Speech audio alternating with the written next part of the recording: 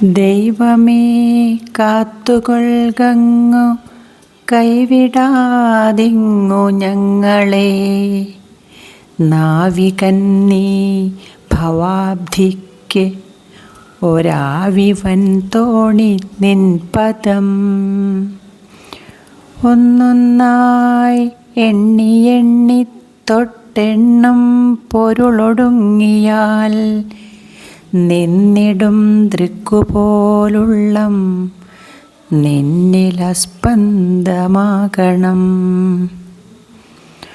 അന്നവസ്ത്രാദിമുട്ടാതെ തന്നു രക്ഷിച്ചു ഞങ്ങളെ ധന്യരാക്കുന്ന നീ ഒന്നു തന്നെ ഞങ്ങൾക്കു തമ്പുരാൻ.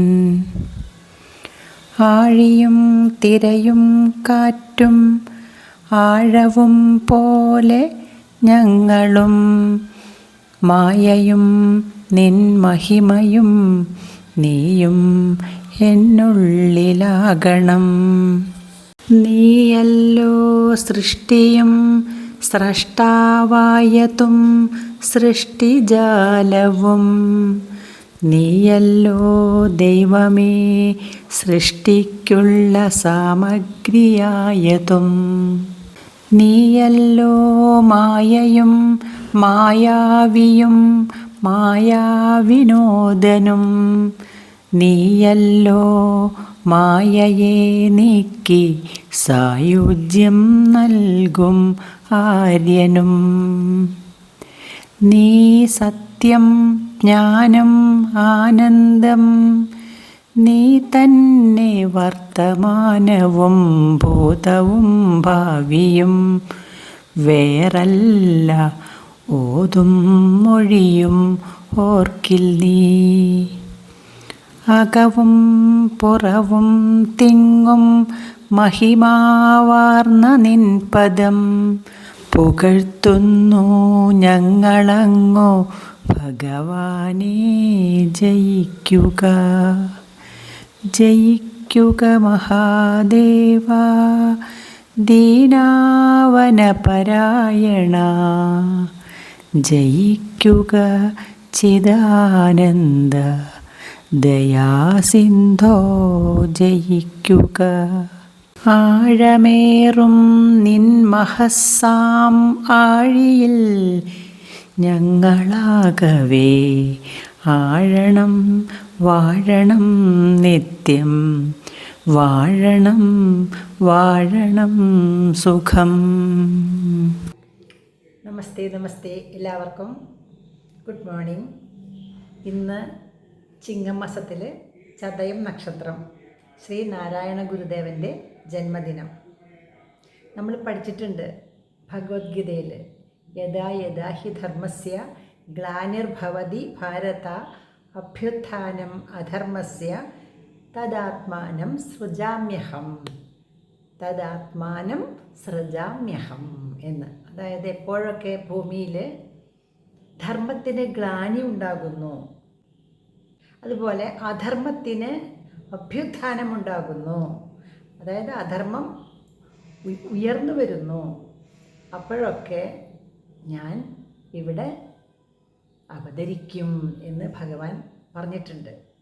അങ്ങനെ നമ്മുടെ കേരളത്തിൽ അധർമ്മം തലപൊക്കി, അതുപോലെ ധർമ്മത്തിന് ഗ്ലാനി സംഭവിച്ച സമയത്ത് ഭൂജാതനായ നാരായണ ഗുരുദേവൻ്റെ ജന്മദിനമാണ് ഇന്ന് നമ്മളൊക്കെ ആഘോഷിക്കുന്നത്. ഇന്നാണല്ലോ ആ ദിവസം. പക്ഷേ ഇപ്പോഴത്തെ സാഹചര്യത്തിൽ ഇത് അതിഗംഭീരമായിട്ട് ആഘോഷിക്കാൻ പാടില്ല എന്നൊക്കെ ഗവൺമെൻറ് പറഞ്ഞിരിക്കുകയാണ്. കാരണം ഇപ്പോൾ നമ്മളിവിടെ കുറച്ച് പ്രളയമൊക്കെ വന്ന് കുറേ നാശനഷ്ടമൊക്കെ സംഭവിച്ചത് കാരണം ജനങ്ങളൊക്കെ വല്ലാണ്ട് വിഷമിക്കുന്നത് കാരണം ആഘോഷ പരിപാടികളൊന്നും വേണ്ട എന്ന് പറഞ്ഞു. എങ്കിലും ആ പിറന്നാൾ എല്ലാ SNDP ശാഖകളിലും ആചാരമായിട്ട് അവർ ചെയ്തിട്ടുണ്ട്.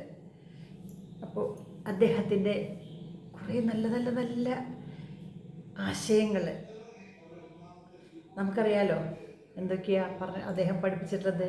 ഒരു ജാതി, ഒരു മതം, ഒരു ദൈവം, മനുഷ്യന്, അല്ലേ?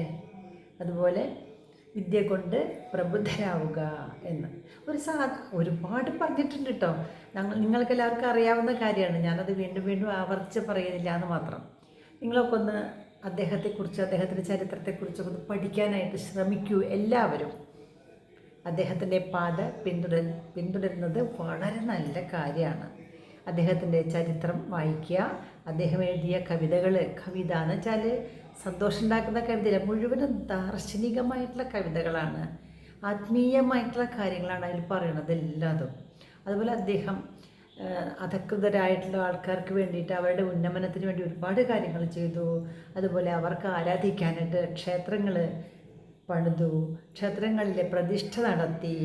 അതുപോലെ ഒരുപാട് ആൾക്കാർക്ക് തന്ത്രവിദ്യ ഒക്കെ പഠിപ്പിച്ചു കൊടുക്കാനും അതിനൊക്കെ ആശ്രമം സ്ഥാപിച്ചു. അങ്ങനെ ഒരുപാട് കാര്യങ്ങൾ ചെയ്തിട്ടുള്ള ഗുരുദേവനും അദ്ദേഹത്തിൻ്റെ കാലത്തുണ്ടായിരുന്ന മറ്റൊരാളാണ് ചട്ടമ്പിസ്വാമികൾ. അവരൊക്കെ വളരെ ക്ലോസ് ആയിരുന്നു എന്നാണ് പറയുന്നത്. അപ്പോൾ സമുദായ ഉന്നമനത്തിന് വേണ്ടിയിട്ട് നന്നായിട്ട് പ്രയത്നിച്ച അദ്ദേഹത്തെ നമ്മളിന്ന് വിനയപുരസ്സരം നമസ്കരിക്കുകയാണ്. ഇനി അദ്ദേഹത്തിൻ്റെ ജന്മദിനത്തിൽ നമുക്കൊക്കെ അദ്ദേഹത്തിൻ്റെ ആശയങ്ങൾ പിന്തുടരാൻ കുറച്ചൊന്ന് വായിച്ച് നോക്കൂ നമ്മൾ. അപ്പോൾ വായിച്ച് നോക്കുമ്പോൾ എന്തെങ്കിലുമൊക്കെ ഒരുപാട് നല്ല നല്ല ആശയങ്ങളുണ്ട്. അതായത് കുറച്ചെങ്കിലും നമ്മൾ നമ്മുടെ ജീവിതത്തിൽ പകർത്തേണ്ടതാണ്. ശ്രീനാരായണ ഗുരുദേവൻ്റെ പാദങ്ങളിൽ എൻ്റെ നമസ്കാരം അറിയിച്ചുകൊണ്ട് നിർത്തട്ടെ.